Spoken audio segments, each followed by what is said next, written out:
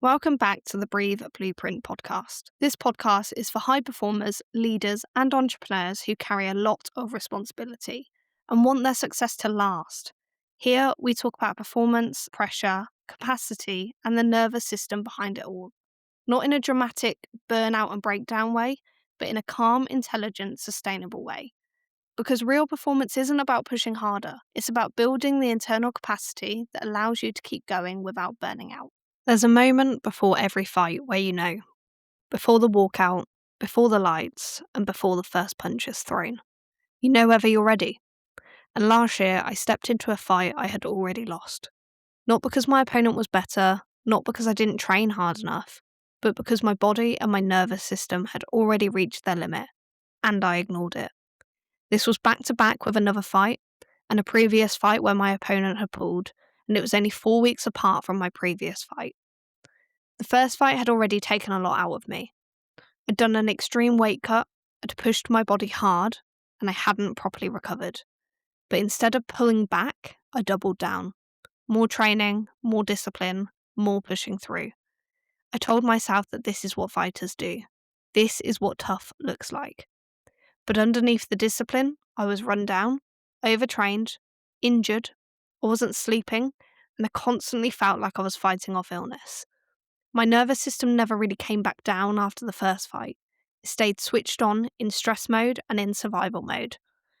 And when your system stays in that state for too long, performance doesn't just dip, capacity massively drops. And here's the thing about high performers. We're very good at overriding the signals. Fatigue becomes laziness, nervousness becomes weakness, doubt becomes something to suppress. So I kept going. Even though in the camp I knew something wasn't right. Training felt heavier, my recovery wasn't happening, I wasn't bouncing back between sessions. I felt flat, disconnected, and honestly was not ready.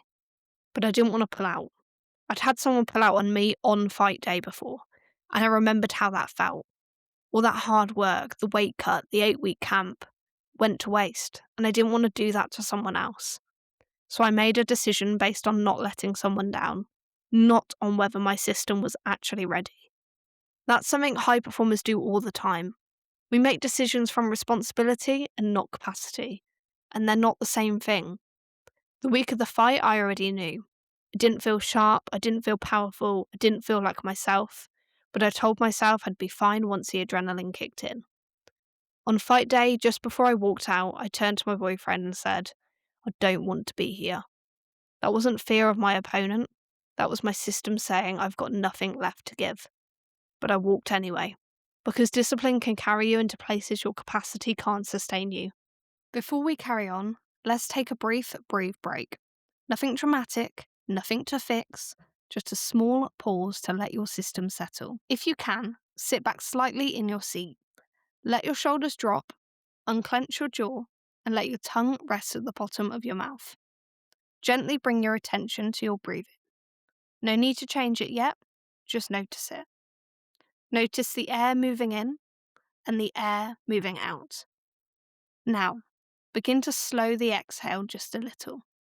Not forcing it, just allowing the breath out to be slightly longer than the breath in. In through the nose, and a slow breath out. Longer exhales signal safety to the nervous system.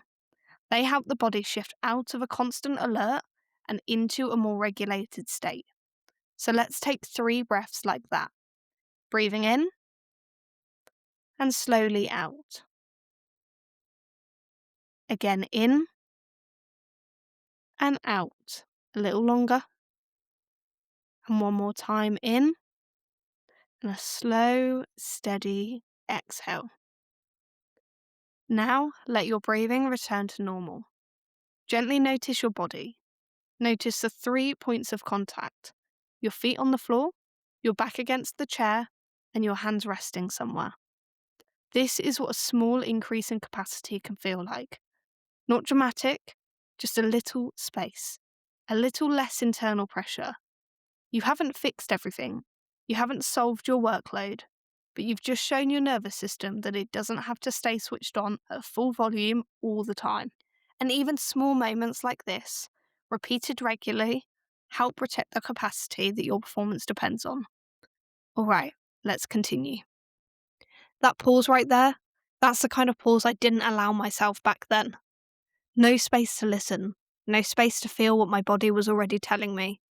In the ring, something felt different immediately. Usually when you fight, there's a flow state. You're not thinking, you're responding. Your training just takes over. But this time, I was completely conscious. I was aware of everything, aware of the lights, the noise, my breathing, my thoughts. And that's a sign that your nervous system is overloaded. When the system is under too much stress, the brain struggles to access automatic skill. You move out of flow and into overthinking, over-monitoring, and survival. I wasn't fighting freely, I was surviving. By round 3, I knew I couldn't keep going like that. Not safely and not properly. So I threw in the towel. And that was one of the hardest moments for me. Not physically, but emotionally. I wasn't injured, I wasn't tired, and I had trained really hard. But because I had to face the fact that the real loss didn't happen in the ring, I struggled. It happened weeks earlier, when I ignored every signal that my body gave me. That fight taught me something that I now teach my clients all the time. You can be strong, you can be disciplined, and you can be mentally tough, but you can still be wrong to keep going. Because performance is not just about effort, it's about capacity. And capacity is built through stress and recovery, not stress and more stress. I hadn't lost because I wasn't tough enough. I hadn't lost because I wasn't good enough. I lost because I didn't respect the limits of my system. And that is exactly what happens in business, leadership, and high-performance careers. You keep saying yes, you keep pushing through, and you keep showing up for everyone else, until one day you step into something important and realise that you don't actually have access to the version of you that you need. You're there physically, but not fully there mentally or emotionally. That's erosion.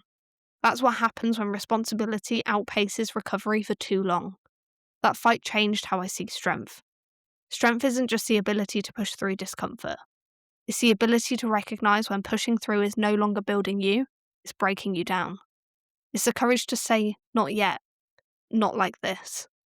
Because sometimes the bravest, strongest decision isn't stepping into the ring. It's listening when your system tells you you're not ready. And trusting that protecting your capacity now allows you to perform at your best later.